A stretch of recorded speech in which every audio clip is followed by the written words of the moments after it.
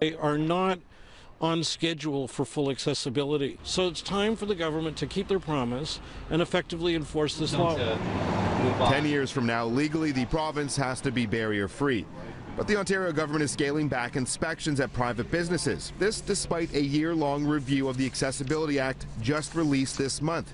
That states higher visibility of enforcement efforts lead to higher compliance. Enforcement and putting in place an accessibility police to police 400,000 plus businesses across this province, in my view, is probably the least effective tool we have. I find it deeply troubling that he said that.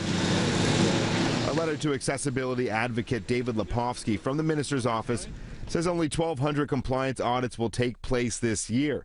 That's down from 2,000 in 2014. But the focus, in my view, needs to be on awareness and on helping ensure that the business community embrace the competitive advantage that becoming accessible will provide.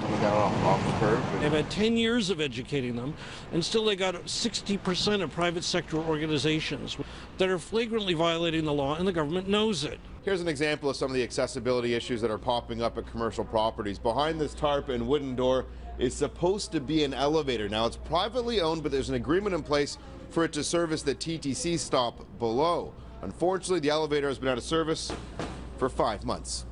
I think people worry that it's not a real law if there's no enforcement behind it. And those who are complying worry, well, why would I comply if there's no effort to enforce against the people who don't? I've heard a lot of that from business. Mayor Moran spent the last year independently reviewing the act for the government. I think it's fair to say that actual progress on the ground has been pretty slow, and that many people with disabilities don't feel a big change in their lives.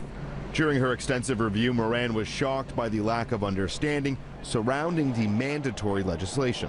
After 10 years and, a kind of a groundbreaking bill that was passed unanimously, I was really surprised to see that there wasn't more awareness.